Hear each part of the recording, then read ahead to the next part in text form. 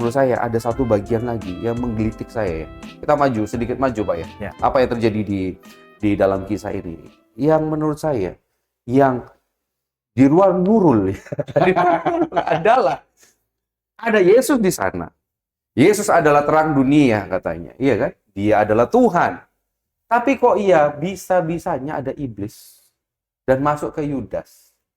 Dan dia bisa merasuki Yudas. Ini bayangan saya ya. Bayangan saya, kenapa kok enggak diketengking aja? Kemungkinannya dua. Kemungkinannya yang ada di benak saya, bukan kemungkinannya dua. Kemungkinannya ada di benak saya.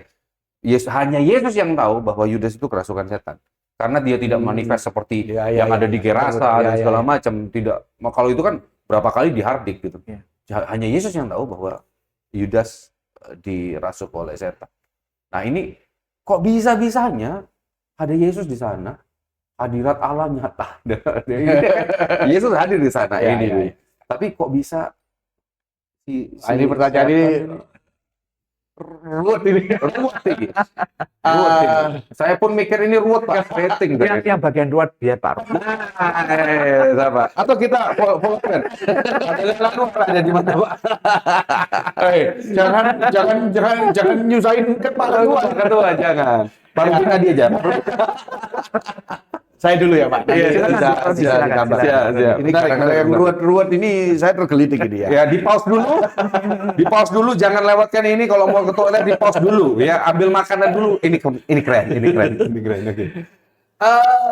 Saya juga punya pemikiran yang sama juga. Iya. Satu, kalau sampai ini pikiran saya, kalau sampai Yudas ini kerasukan setan, berarti mohon maaf ya, Yesus tidak berkuasa lagi dong. Nah, itu dia. Ya toh? Itu dia. Ya, kalau masalah Gerasa, ini belum ketemu Yesus itu mereka sudah huruf sampai glosor. Mau apa kok takut. Nah ini deket loh, ini mau masalah perjamuan ini berarti deket nih. Apalagi Yesus itu kasih roti, potongan roti ini ke Yudas. Berarti kan close space juga kan? Ini loh, kan gitu ya.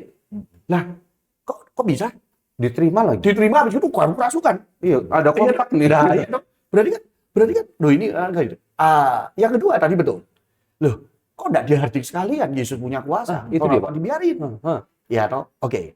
Saya kan jawab pelan-pelan ini karena ini cukup menarik, menantang juga. Ya enggak masalah kalau misalnya memang Yudas waktu itu kerasukan iblis, berarti kan iblis dekat di situ nih. Ya toh? Karena di ayat 2 sudah ngomong nih. Iblis sudah membersihkan rencananya ke Yudas nih. Berarti sudah ada intervensi iblis ke Yudas. Ya dan Yesus confirm juga. Ya toh, baru setelah ini yang tadi yang kamu nanyain. Ya toh? Enggak masalah.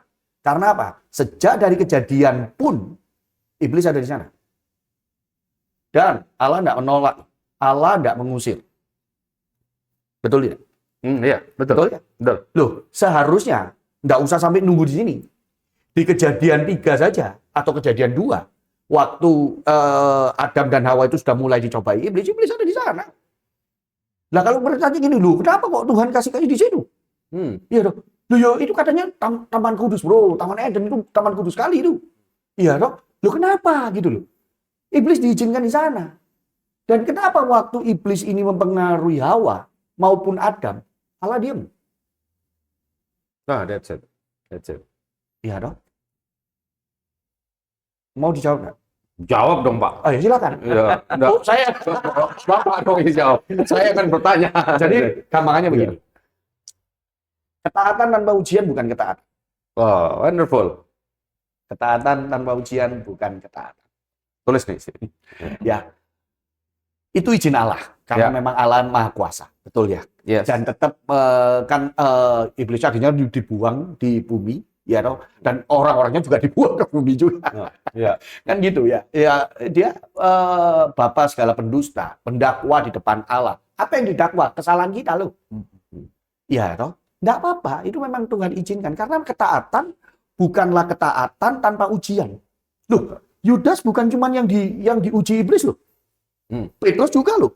Bahkan di Yohanes 13 ini itu malah jelas-jelas loh.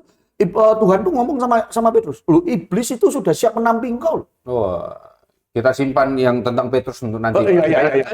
Maksud saya gini loh, kalau Tuhan kasih tadi kan kita bahas tentang kasih Allah yang begitu luar biasa tanpa syarat nih.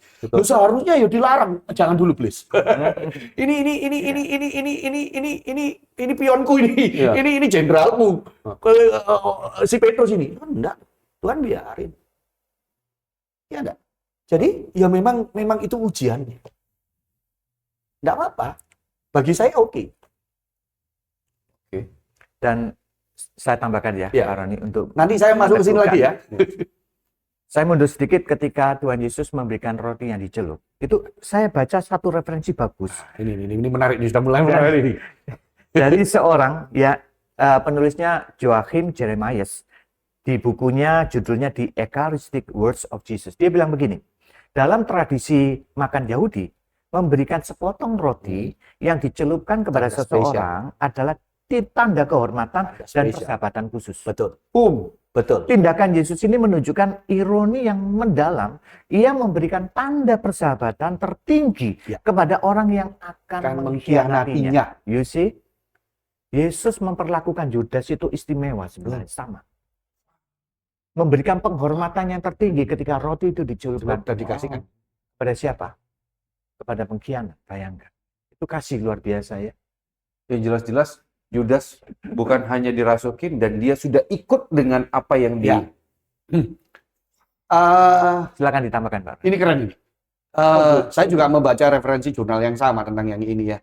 Dan itu dalam banget sih. Jadi misalnya ini roti ini ya dicelupin gitu ya, dikasihkan. Nah, dalam budaya yang tadi disampaikan oleh Pak Handi, itu orang yang dikasih roti pada perjamuan makan di mana semua tamu undangan itu melihat, nggak cuma sekali. Dan itu waktu ngasihkannya itu 80% itu pasti berdiri. Oh, oke. Ini ya. Nah, dan ingat, Yesus sudah melepaskan jubahnya waktu itu. Iya toh? Ya. Jadi sudah nggak tahu siapa yang lebih tinggi daripada siapa, karena itu sudah melepaskan jubah dan waktu itu ya tahu kan sebelum mencuci kakinya kan Tuhan melepaskan jubahnya, baru kan kasih ini. Iya. Nah, itu tanda spesial sendiri, atensi yang paling tinggi, di mana itu bisa artinya jadi juga orang yang pengen bersahabat atau pengen nunjukkan. Jadi misalnya ini kalau misalnya saya mau ngasih ini ke anak saya, jadi ini anakku yang paling kukasih. Ini bentuk apresiasi saya ke anak saya. Tapi kalau saya pengen punya sahabat dengan kau atau mungkin sebagai konfirmasi ini sahabatku, itu sama. Aku pengen bersahabat sama kamu. Ya, makanya tadi jelas dibilang, kenapa kok Yesus memberikan ke Yudas? Yudas belum jadi phileus ke Yesus, belum menjadi satu kesatuan utuh dengan murid-murid yang lain. Baik. Belum jadi saudara, belum jadi anak, gitu loh. Makanya dikasih. Oh. Ini kesempatan terakhir. Ini loh, ini bukti kasih Yesus yang terakhir ke Yudas. Kan tadi Pak Andi yang bilang itu kasih ya. Kalau saya mungkin punya sedikit berbeda, Pak. Saya setuju dengan kasih tadi. Sudah, no comment. Kalau yang kasih sudah totally agree. Nah, bagi saya itu saya punya implicit message begini. Pada saat roti yang dicelupkan dikasih, bertobatlah. Terakhir. Ya. Ini kasih saya yang terakhir. Ya. Bertobatlah. Itu maknanya. Sekaligus peringatan itu, Pak. Oh iya, betul. Betul, sekaligus peringatan. Sekaligus peringatan, betul. Sudah, ini momen ini bertobatlah ini. Ini ayo jadi saudaraku. Take it or leave it. Take it or leave it. Oke. Dan terbukti ini loh, kasih ya. Kasih Yesus tadi yang jelas, keren ini tadi. Ini ya kasihku, ayo bertobat. Kalau itu diterima dan Yudas bertobat, ceritanya sudah beda. Tapi begitu Yudas ambil dan makan nih, dia kerasukan. Nah, setelah kerasukan yang dilakukan Yesus bukan kasih lagi. Diusir. Pergi. Suruh lakukan apa yang. Kenapa kok diusir? Karena Yesus tahu, kamu nggak mungkin bisa ditobatkan lagi sudah. Itu kalau saya belajar bahasa Yunani itu bowat, Pak. Ini kita sudah tekan kali ini. Bowat sudah istilahnya kan. Jadi coba bayangkan tadi yang disampaikan Pak Handi. Ini kasih apresiasi, atensi yang paling tinggi, yang paling mulia dari seorang Yesus, seorang Mesias kepada seorang pengkhianat yang jelas-jelas tahu pasti akan dikhianati. Ini bertobat dong. They cannot live it. Iya dong. Tapi begitu diterima kerasukan, boom. Oh sudah. 180 derajat nih. Pergi ya wis. Wah, kamu sudah tidak mungkin bisa ditobatkan lagi. Pergi ya. Lakukan apa yang perlu kamu lakukan. Mungkin ceritanya beda kalau Yudas tobat, Pak. Nah ini menariknya begini. Menariknya begini. Oh, Yudas itu sudah ditentukan memang jadi pengkhianat. Oh, tunggu dulu. Jadi ada permainan dulu waktu saya masih kuliah ya, Pak. Itu kalau misalnya Yudas bertobat terus piye? Ya, toh. Kan Tuhan Yesus tidak jadi disalib. Iya, ada pasti disalib. Masalahnya kan begini, Bro. Nubuat Yesus mati di atas kayu salib itu kan cuma caranya doang yang dinubuatkan dengan yang tadi yang memberikan roti itu ya, mengangkat tumit atasku gitu ya. Ya itu saja, tapi kan tidak pernah disebutkan dari mana siapa, namanya siapa. Yang di Yudas pun tidak dinubuatkan. Betul sekali, betul. Artinya gampangnya begini, Pak Andi. Kalau misalnya Yudas bertobat, oh ya Tuhan ampuni, nangis, sekarang tak cuci kakimu misalnya gitu ya. Ya sudah, pasti ada another way. Sampai Yesus naik di atas kayu salib, karena ini yang sudah dinubuatkan. Begitu. Nggak mungkin Tuhan Yesus juga kaget gitu. Waduh, bertobat gitu ya. Itu kalau dalamnya kamu. itu maksudnya Tuhan tidak pernah kehabisan cara. Iya. Kedaulatan ya, kira-kira tidak bisa membatasi kuasa Tuhan. Artinya yang dinubuatkan pasti terjadi. Itu kalau film Hollywood. Kalau sutradara bikin cari penonton banyak, dibuat yang ekstrim kontroversial kayak gitu. plot twist itu. Ya. Berarti gini, berarti kesimpulannya adalah Yesus memberikan kasihnya yang sama kepada Yudas. Dia memberikan kesempatan untuk bertobat. Tetapi setelah itu, Yudas tetap dalam ini arti yang saya terjemahkan dari apa yang penjelasan dari Pak Roni sama Pak Handi juga. Artinya, Yudas lebih memilih untuk dikuasain oleh hatinya, keinginan hatinya, lebih ke sana. Jadi kerasukan setan itu dari dalam hatinya, keinginannya yang menguasai dia. Buka celah lah. Dan itu tidak bisa langsung ya. Bagi saya tidak bisa langsung hari itu. Lupa dia itu pencuri. Nah ya makanya. Jadi tadi ngomong ya sudah ditambahkan. Jadi artinya itu akumulasi.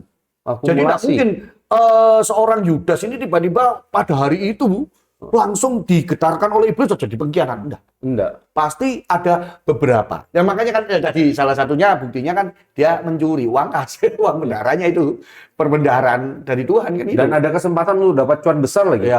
Iya kan, dapat cuan besar untuk menjual gurunya. Dan berarti yang dimaksud di sini secara apa saya bisa bilang kesimpulannya adalah dia kerasukan setan itu justru karena dia dikuasain oleh hawa nafsunya dari sana. Jadi gini, Bro. Mungkin kalau yang lebih ekstrim lagi. Tuhan ini kenapa sih kok milih Yudas? Sudah tahu-tahu dia pasti akan mengkhianat. Kan pertanyaannya gitu ya. Tuhan masa enggak ngerti? Pasti tahu lah. Dia pasti tahu kalau nanti Yudasnya pasti akan mengkhianati Tuhan sendiri. Tapi kenapa waktu milih itu apa enggak? Mosok Tuhan salah milih? Kan gitu ya. Wah, bukti 12 ini mengkhianati 1. Betul enggak? Kenapa kok Tuhan tetap pilih? Nah, itu kan repot ya. Iya kan? Sudah tahu mau ngapain? Mau pilih yang baik, Pak. Mau pilih yang baik Tuhan kan gitu. Iya. Nah, itu waktu saya punya perenungan ini, Pak Andi. Hizkia juga ya. Iya ya, ngapain Tuhan ini sudah jelas-jelas tahu pasti akan 3,5 tahun, Bro. Ketemu kayak gini. Oh, ini Pak, mohon maaf ya, Pak Andi. Oh, ini yang nanti aku. Oh, ini yang saya tetap dikasih. Sedangkan kita kalau sudah ada share-share gitu, ini peristiwa beri makan 5.000 orang ya dapat bakulnya. Halo. Makan. Kenapa kok Tuhan tetap milih? Berarti salah kan? Saya cuma mikir gini. Tuhan tahu enggak sih kalau nantinya Adam dan Hawa itu berkhianat? Kenapa kok tetap diciptakan? Untuk menyatakan kasihnya. Mohon maaf ya. Tuhan tahu enggak kalau nanti Roni ini waktu sudah diciptakan tuh banyak buencek Roni di depan Tuhan, itu tahu enggak? Tahu pasti. Kenapa kok tetap diciptakan? karena kasih untuk disempurnakan. Kalau kalau Tuhan itu tahu ya, dalam dia pilih itu Yudas ini pasti pengkhianat kan gitu yang sudah dinubuatkan. Tapi bagusnya gini, saya setuju dengan karena kasihnya. Dia kasih kesempatan loh 3,5 tahun. Enggak ini. Masuk kamu itu enggak bisa ngerti aku ini mengasihimu. Ya, aku ngajarkan kamu jadi penjala manusia bukan jadi pengkhianat. Halo. Dan jangan lupa juga Yudas bersama murid-murid yang lain mendengarkan firman yang Nah, sama. ya, itu. Tapi firman nggak pernah bertumbuh. Ya, Nah, itu ya. dia masalahnya. Firman yang disampaikan di murid-murid yang lain, mereka itu bertumbuh firmannya. Membuat mereka itu akhirnya tetap setia menjadi murid. Tetapi Yudas tidak pernah. Makanya tadi saya sebutkan, Yudas tidak pernah memanggil Yesus dengan sebutan Tuhan. Tetapi hanya sebatas Rabi. Artinya, nggak pernah bertumbuh. Betul. Dia bukan ranting yang menyatu Menyatu. bersama dengan pokok anggur. Cuma nempel. Nggak terima nutrisi dari sumber kehidupan yaitu Yesus. Dan Tuhan betul kata Pak Roni, 3,5 tahun itu waktu yang banyak untuk kesempatan dia bertobat. Tiap hari loh sebelumnya. bro ketemu loh, tidur bareng, makan bareng loh, Betul. Ya, kemana-mana juga bareng loh. Lihat mujizat loh. Kurang apa coba nih? Iya dong. Loh coba bayangkan loh ini gurunya ngusir setan. Dia nerima setan. wah ini menarik nih. Kalau gitu Pak, ini sedikit melenceng Pak ya. Kalau gitu memungkinkan nggak sih orang Kristen nanti bisa kerasukan gitu? Kerasukan apa? Kerasukan setan. Oh saya pikir kerasukan Netflix.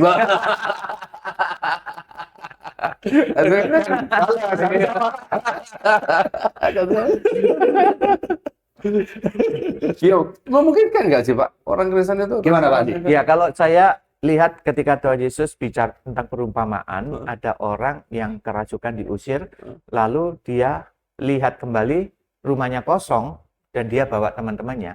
Itu bisa. Kekristenan yang tidak dihadirkan Roh Kudus di dalam hidupnya, maka orang itu bisa kerasukan. Sebentar Tapi- tadi. Ya. Ini menarik. Menarik. Kekristenan yang tadi apa? Kekristenan yang tidak menghadirkan Roh Kudus berarti tidak ada Roh Kudusnya. Iya. Loh, memang ada orang Kristen yang tidak punya Roh Kudus, Pak? Ada. Wow, catat bro. Ada orang Kristen yang tidak punya Roh Kudus. Orang Kristen yang seperti apa itu? Ya, silakan Pak, lanjutkan. Sorry, Pak. Itu orang Kristen ilalang. Oh, Iya, Karena oke. ada orang Kristen gandum. Oke. Ada orang Kristen ilalang. Loh, mereka hadir di gereja, tapi tidak pernah lahir baru. Amin. Loh, fakta itu memang. Tidak dikuasain oleh Roh Kudus lebih tepatnya. Karena nggak lahir baru, Ya oke. otomatis. Ya, Dan orang seperti ini, ya bisa dirasuki. Tapi kalau orang ada hadir Roh Kudus di dalam hidupnya, tidak akan bisa. amin, amin. Karena ada Roh Kudus yang berdiam. Iya, iya. Jadi pastikan kita semua dipenuhkan dengan Roh Kudus. Amin. Ada kehadiran Roh Kudus dalam hidup kita. Coba ngomong lagi, Pak, ke kamera Ya, ini. pastikan Ya, ada siap. kehadiran Ada Roh Kudus. Haleluya. Ada Itu yang Roh menjamin keselamatan di dalam Amin. kehidupan Amin. kita. Kudus. Mungkin gini ya, Roh Kudus ada dalam setiap kehidupan kita, cuma kitanya nggak aware. Kita mengabaikan dan kita lebih memilih keinginan kita, hawa nafsu kita dibanding dengan, bukankah Roh Kudus selalu menginsyafkan kita ya, menggiring kita. Tapi jangan lupa bro, kita bisa mendukakan Roh Kudus. Nah itu dia. Orang yang didiami Roh Kudus, tapi kita melakukan kesalahan, maka kita bisa mendukakan Roh Kudus. Ya itu Ya. level paling tinggi itu, mendukakan Roh Kudus. Iya. Jadi orang Kristen pekah dengan suara Tuhan, makanya firman Tuhan berkata, hendaklah engkau mengerti kehendak Tuhan sejalan dengan kehendak Roh Kudus juga. Makanya hidup itu harus belajar gimana caranya ketika kita berjalan bersama Kristus, kita tahu akan isi hati Tuhan dan kehendaknya seperti apa. Amin. Keintiman dengan Tuhan itu kuncinya.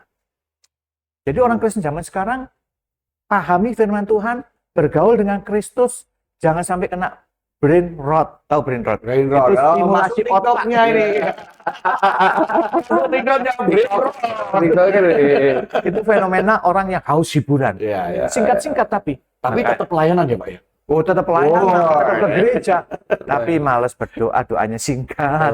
Males untuk merenungkan firman Tuhan. Ya, cuman asal-asalan gimana bisa bertumbuh. Gitu ya. Wah, kayaknya kita harus kembali fokus ini. Biarin dari cangkriman ini. Boleh saya tambahkan ya? Iya, Dengan iya. orang Kristen punya kemungkinan kerasukan setan? Ya punya lah. Makanya kan tadi saya nyindir Pak Andi nih. Oh, Pak, kalau gitu ada orang Kristen yang nggak punya Roh Kudus. Oh, Pak, ada. Nggak ada. Ya, kalau orang Kristen ya bisa kerasukan, bro. Tapi kalau orang percaya itu nggak bisa kerasukan, bro. Oke. Orang Kita nggak tahu Kristen itu how far are you Christian? Hanya cuman KTP doang nih Kristen. jangan-jangan Kris, buatan Kristen. Ya toh? Atau bagaimana? Kalau orang Kristen ya cuma sebatas agama. Mohon maaf, saya tidak mendiskreditkan agama, kita butuh agama juga. Ya. Tapi di sini kita sudah ngomong jauh. Di talk-nya kita ini kita ngomong, ini orang percaya. Kalau orang percaya, orang yang sudah dijamin keselamatan oleh Kristus, oleh anugerah, amazing grace tadi, tidak bisa. Yes. Karena apa? Tadi Pak Andi sudah bilang, lahir baru bro, lahir baru. Ini permanen. Ya. Dalam kita ini Roh Kudus kita permanen. Kalau kita ini bisa dirasuki, berarti ada dua kemungkinan. Kalau saya sih, gampangnya begini. Kalau ada orang Kristen, yang ngomong Kristen ya, bisa kerasukan setan, itu pilihannya cuma dua nih. Satu, dia bukan orang percaya. Yang kedua, Roh Kudus bukan Allah yang berkuasa. Mau pilih yang mana sekarang? Ya. Loh, kan berarti kan dirasuki, Pak. Berarti kan masuk nih. Loh, kalau sampai ada Roh Kudus berarti kalah dong Roh Kudus. Iya. Kalau perang di Loh, dalam. iya. Loh, berarti kan Allah Roh Kudus bukan lagi Allah yang berkuasa. Yang berkuasa. Berarti kan nggak mungkin ini kita milih yang option kedua, yang kita yang sehat ini loh ya. Berarti yang pertama, berarti dia bukan orang percaya. Nah, itu yang menjamin tadi. Kenapa kalau ditanya, kalau ada guyonan ya, Judas Iskariot itu masuk surga atau masuk neraka sih? Ya, kalau saya pasti masuk neraka. Mungkin tadi sudah dijawab oleh Pak Handi, karena dia selamanya tidak pernah mengakui bahwa Yesus Kristus itu adalah Tuhan dan Mesias. Tidak pernah. Dan yang kedua ini yang fakta yang tidak bisa dipungkiri lagi, dia bisa kerasukan iblis. Nah, tolong bedakan kerasukan dengan dipengaruhi. Kerasukan dan dipengaruhi. Ya, Menarik. ya. Petrus itu dipengaruhi. Yang ngomong siapa? Yesus sendiri. Loh, iblis sebentar lagi ini akan menamping kau loh. Dan kau akan menyangkal aku 3 kali. Oh, jelas ini. Petrus, enggak. Loh, dia itu dipengaruhi. Dipengaruhi. Iya toh, memang Petrus bisa bertobat. Ya. Dan gitu loh. Dan dia menyesal loh ya, menyesal. Iya toh, itu dipengaruhi. Loh ya, mohon maaf ya, kita ini kan masih daging toh ya. Ya kita kadangnya juga sering juga ya dipengaruhi. Kita melakukan dosa-dosa yang baik itu secara sengaja maupun tidak sengaja, itu somehow itu kita juga dipengaruhi. Berarti dua kata kuncinya adalah kita percaya penuh kepada Kristus bahwa Dia adalah Tuhan dan Juru Selamat. Dan yang kedua, kita menyerahkan kedaulatan, kekuasaan tertinggi kepada Allah, yang dimana Roh Kudus yang bekerja dalam kehidupan kita. Itu yang membuat kita hidup dalam kebenaran dan jauh dari kata kerasukan setan itu tadi. Ya. Dipengaruhi, selalu kita ada. Selalu ada di dalam dunia Karena ini. memang kan dia kan tugasnya iblis kan mencobai. Iya kan? Ya. Memunculkan berhala-berhala dalam hati juga kan. Jadi makanya itu kan Yesus juga memperingatkan Petrus pada waktu itu. Nah, tapi kalau ini sudut pandang, kita maju lagi nih, Pak. Dan tadi kita sudah bahas Yudas dan segala macam. Kita bahas satu sosok lagi yang sangat dekat dengan Yesus, di mana kalau tadi kan saya bilang bahwa kalau Yudas itu sudah bowat. Yesus sudah bowat sama Yudas. Tapi kalau sama Petrus, saya melihat Yesus lebih punya apa ya? Saya bahasakan ini. Yesus masih punya pengharapan kayaknya Petrus bisa bertobat. Nah, menurut pandangan Pak Roni dan Pak Handi tentang bagaimana Yesus memperingatkan Petrus, apakah ada makna yang jauh lebih dalam yang harusnya kita pahami dari peringatan yang disampaikan oleh Yesus kepada Petrus? Menurut Pak Handi, mari silakan. Pak Roni dulu atau Pak Handi dulu nih? Iya, kalau saya melihat dari sisi Petrus, sekalipun dia melakukan kesalahan yang katakanlah sama-sama berat ya. Iya, fatal juga. Ya, sama-sama berat lah. Petrus menyangkali Yesus 3 kali itu juga fatal ya. Tidak bisa kita katakan itu sesuatu yang ringan.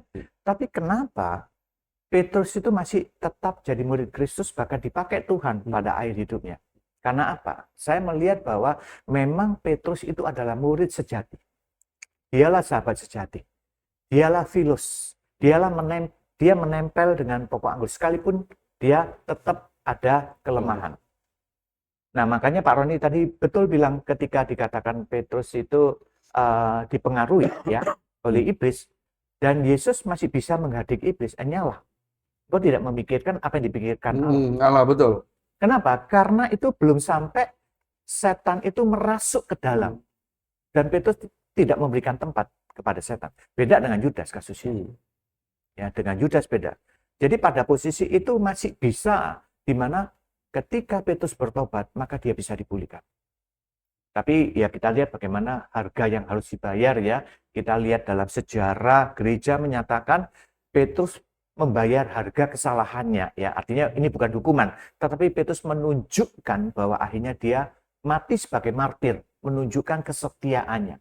Bahwa ketika dia menyangkali Kristus 3 kali, dia bayar dengan kesetiaan dan dibuktikan dengan cara mati dengan kepala di bawah, disalibkan dengan kepala di bawah. Berarti ketika orang itu menyatu bersama dengan Kristus, bukan berarti hidupnya salah-salah ya. Kristus hadir dan ada jaminan keselamatan bagi murid sejati. Bagi mereka yang menempel, menyatu bersama dengan Kristus. Ya. Saya bisa tambahkan yang ini ya, ini menarik ya. Di Yohanes 13 ayat 36 ya. 36. Ya, setelah Yudas diusir ya. Simon Petrus berkata kepada Yesus, "Tuhan, kemana engkau pergi?" Ini jelas loh, Tuhan sudah mau mempersiapkan dirinya untuk dihukum mati kan ya, begitu ya. Jawab Yesus, lihat ini. "Ke tempat aku pergi, engkau tidak dapat mengikuti aku sekarang." Yang mati hanya Yesus nih. Tetapi kelak engkau akan mengikuti aku. Yang itu yang disampaikan. Salib terbaik. Wow, wonderful. Wonderful. Tuhan Yesus sudah maksudnya bernubuat ya menyatakan bahwa kamu suatu saat nanti akan ini. Dan itu bagi saya sih itu second sign ya. Yang pertama itu yang disebutkan ya, kamu semua ini sudah bersih, hanya satu yang tutup. Tidak semua, yaitu Yudas. Tapi Petrus masih dalam jangkauan Yesus nih. Ya, masih oke lah. Dan begini yang menariknya begini. Selama ini kan proyeksi kita berpikir ini dua murid yang nakal ini kan cuma Petrus sama Yudas nih. Ya, selama ini kan kita berpikir gitu. Yang lain baik-baik saja. Yakin nggak kita berpikiran kayak begitu? Ya toh. Kalau saya Pak, kalau saya loh. Ya oke lah, betul lah. Yudas sama Petrus ini berat. Fatal lah salahnya. Tapi jangan lupa loh. Yohanes sama Yakobus juga kurang ajar juga loh. Loh ini tambah lebih parah ini. Dia merasa yang paling dekat dengan Tuhan ya. Dia sampai berani mempertanyakan siapa yang nanti di surga itu kanan atau di kiri. Sekalipun yang tanya itu mamanya. Ya. Tapi mereka diem loh. Berarti mereka konform. Yang tanya mamanya tapi titipan dari Tanya Om. Loh ini bagi saya loh. Sama lah. Coba gini. Yudas tidak mengakui Yesus sebagai Tuhan dan juru selamat. Petrus mengakui Tuhan sebagai Tuhan dan juru selamat, tapi disangkal. Ya, toh seharusnya Yohanes dan Yakobus tahu siapa Tuhannya. Ini Mesias, ini pemimpinnya. Dia enggak boleh loh tanya gitu. Karena dia bukan Allah. Ya. Betul enggak? Ya. Tapi dia memproyeksikan dirinya, loh aku hampir setara dengan Allah. Setara dengan Mesias. Boleh dong, layan. Kanan apa kiri? Itu kalau sampai Tuhan jawab, itu pasti mereka berdua berarti juga tengkar. Loh aku yang kanan dong. Kamu yang kiri. Iya dong. Loh aku lebih dekat. Oh ya dong kanan. Ya, kanan. Loh sama bro. Tapi kenapa Tuhan juga dan Tuhan juga mengasihi mereka loh. Karena ini masih bisa diselamatkan. Dia masih bisa, ya itulah masih dalam jangkauan kalau saya bilang. Makanya pembasuhan kaki Yesus pada murid-muridnya sekaligus itu menghajar kesombongan dari seharusnya begitu. Makanya tadi bilang nampar kok gitu. Menarik. Ini berarti apa yang disampaikan oleh Tuhan Yesus waktu di ayat 36 ya, dan khususnya di bagian ke tempat aku pergi engkau tidak dapat mengikuti aku sekarang, tetapi kelak engkau akan mengikuti aku. Di pasal 21 diulang lagi sama Yesus kan waktu ini. Kamu pergi kemanapun, tetapi waktu mengingat ininya, dia jadi artinya ada sebuah makna implisit di mana seumur hidupnya sampai ujung hidupnya dia akan mengikuti Yesus dengan bukan. Ya itu betul. Iya, betul. Secara ini Pak. Secara itu betul. Mau ditambahin Pak. Betul. Tapi ngomong ini boleh ya ini sudah. Tapi ini menarik ini. Kenapa kok Yesus itu ngomong masalah ikat pinggang? Itu orang lain pasti akan mengikat pinggang. Loh ya kan disampaikan Pak Andi itu. Orang kalau mau disalib terbalik harus diikat pinggangnya kalau nggak jatuh. Oh, oke. Baik, itu secara harafiahnya juga. Secara harafiahnya juga memang seperti itu ya. Oke, baik. Wow. Wow. So good. So good. So good. Wah, ini sangat berbobot sekali hari ini dan saya sangat terberkati. Terima kasih buat pencerahannya Pak Andi dan Pak Roni. Sama-sama. Dan mungkin ada setelah closing statement dari Pak Roni dan Pak Andi tentang apa yang kita bahas hari ini. Silakan Pak Roni. Saya sih lebih suka yang tadi ya, yang tadi saya sampaikan ya. Barang siapa yang mau menjadi terbesar harus melayani terlebih dahulu. Nah, kalau orang ini sudah terbiasa melayani terlebih dahulu, tidak akan ribut kok. Mau besar atau enggak, yang penting benar. Wonderful, wonderful. Yang penting benar. Yang terbesar tuh yang melayani, Nah, ya. menjadi hamba, Betul. melayani bagi sesama. Itu kerajaan Allah, bukan kerajaan dunia. Amin. Amin. Kerajaan sungsang, upside down. Nah, ini kingdom. tadi ini keren ini, kerajaan sungsang ini. Kerajaan sungsang, upside down kingdom. Ya. Mungkin ada dari Pak Andi, ada lagi Pak? Ya, jadi keteladanan itu diwariskan oleh Kristus. Ayo kita semua mengikuti Kristus. Amin. Supaya gereja dan kita semua dapat menunjukkan kepada dunia bahwa kita hadir untuk melayani seperti Kristus. Menjadi berkat dimanapun kita berada. Tidak perlu ingin yang terbesar. Kristus saja yang terbesar. Amin. Pakailah rumus Yohanes ketika dia berkata, aku semakin kecil dan Kristus semakin besar. Amin. Jangan cari nama, cari Kristus yang dimuliakan dalam hidup kita. Amin. Amin, amin. Terima kasih Pak Roni dan terima kasih Pak Andi dan terima kasih buat seluruh pendengar. Ini episode kelima dengan tema yang sangat menarik, eksposisi Yohanes 13. Dari saya, setiap momen yang terjadi dalam kehidupan kita adalah waktu dan kesempatan dari Tuhan untuk Dia menyatakan pribadinya dalam kehidupan kita. Jangan lewatkan kesempatan itu. Kalau saudara mendengarkan podcast ini dan saudara tersentuh hatinya, bertobatlah karena Tuhan tidak pernah membuang kita. Dia selalu memberikan kesempatan yang terbaik bagi kita. Dan kembalilah pada Tuhan. Hidup bersama Kristus dan biarlah nama Tuhan saja dipermuliakan. Tetap sehat, tetap semangat, tetap jadi berkat. God bless you. God bless you.